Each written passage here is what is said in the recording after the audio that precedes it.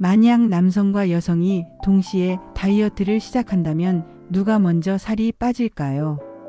같은 조건이라면 남성이 더 빨리 체중을 감량할 가능성이 높습니다. 그렇기 때문에 체중 감량을 하실 거면 한 살이라도 젊은 지금, 하루라도 젊은 지금 당장 시작하셔야 합니다. 그 이유는 영상에서 설명드리겠습니다. 살을 빼기 위해 소식을 하고 하루에 2끼 심하면 한 끼만 챙겨 먹는데도 살이 안 빠지는 이유는 무엇일까요? 운동을 매일같이 하고 있는데도 살이 잘 안 빠진다면 여러분은 가장 먼저 신체의 나이를 생각을 하셔야 합니다. 고령이 되면 될수록 신체의 신진대사 과정이 느려집니다. 이 말은 식사를 통해서 얻은 에너지가 체지방으로 더 빨리 전환된다는 것을 뜻하는데요. 우리는 흔히 중장년층이 되면 근육량이 감소한다고 하고 심하면 근감소증이라는 단어를 쓸 만큼 중장년층의 건강함에는 근육량이 늘 포함이 되어 있습니다. 이는 자연스럽게 나이가 들면서 근육량이 낮아지게 되는데요.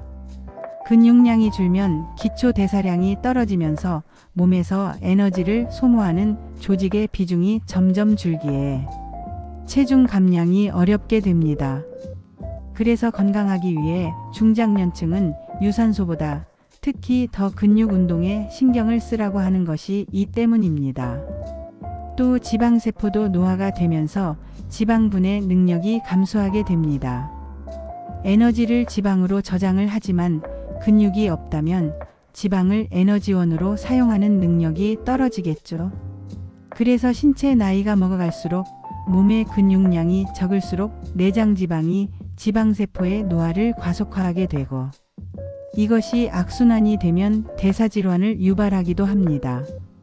그러므로 단순히 식사만을 줄여서는 살이 빠지지 않습니다. 기초대사량이 높았던 청년층과는 이미 몸의 상태가 달라졌기 때문입니다. 그래서 신체 나이가 달라짐을 인정하고 내장 지방에 계속 축적되지 않도록 에너지를 소모하는 방식으로 신체 연령에 맞게 살을 빼야 합니다. 두 번째는 호르몬 때문입니다.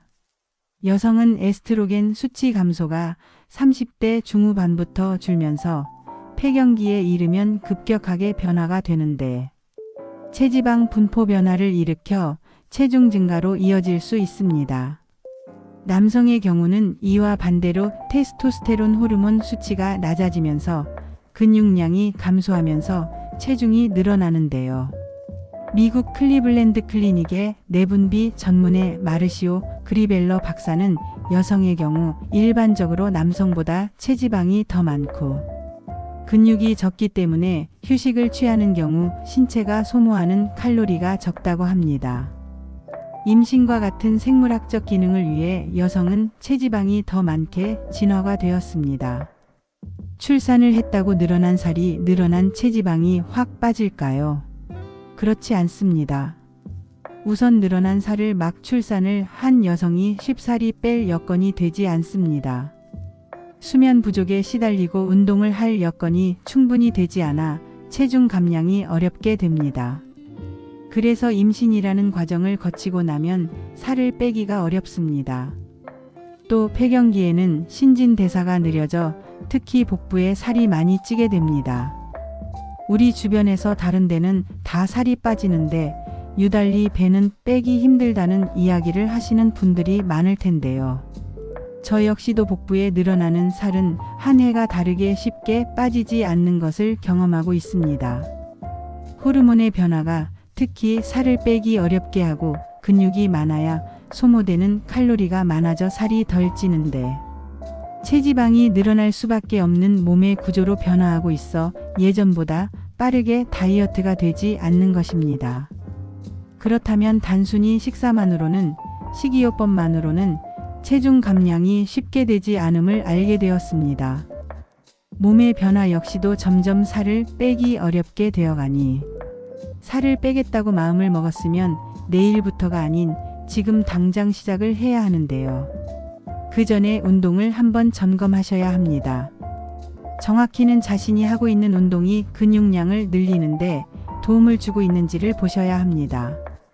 사람마다 건강 상태가 다르기 때문에 동일하게 같은 근육 운동을 권하기는 어렵겠지만 내가 운동을 매일 꾸준히 하고 있음에도 불구하고 살이 잘 빠지지 않는다면 가정의학과를 내원해서 체지방 축적의 원인을 정밀하게 보는 것이 좋습니다.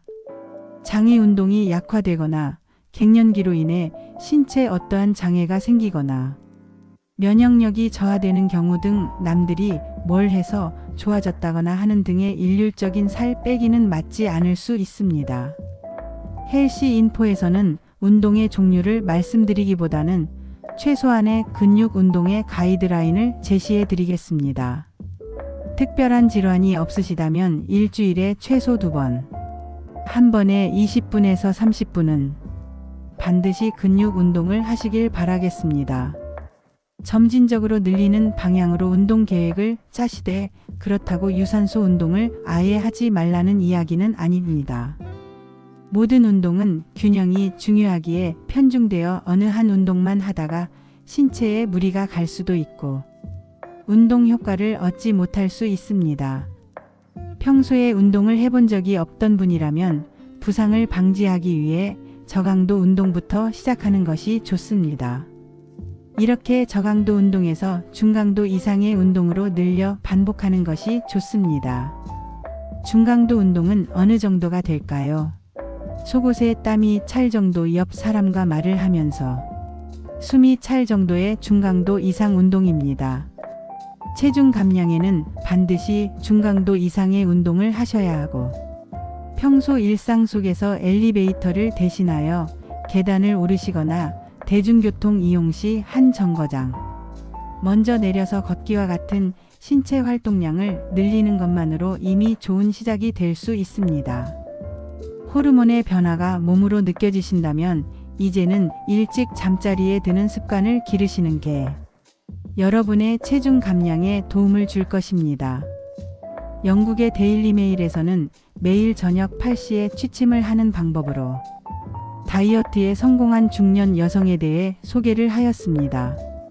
야식을 먹지 않도록 일찍 잠자리에 들라는 것인데요. 미국 심장협회 연구에 따르면 오후 6시 이후에 식사를 많이 하게 되면 될수록 심장 건강이 나빠지고 혈압 그리고 체질량 지수가 높아진다고 합니다. 그래서 야식 후 바로 잠자리에 들거나 잠자기 전에 음식을 먹게 되면 혈당 수치가 높아지면서 수면에도 좋지 않다고 하는 것이 이 때문입니다. 그럼 오늘 영상의 내용을 정리해 보겠습니다. 한 해 한 해 지날수록 전보다 쉽게 빠지지 않는 살. 갈수록 다이어트가 어려운 이유를 살펴보면 신체 나이가 늘어남에 따라 우리 몸은 더 살이 찔 수밖에 없는 환경으로 변하게 됩니다.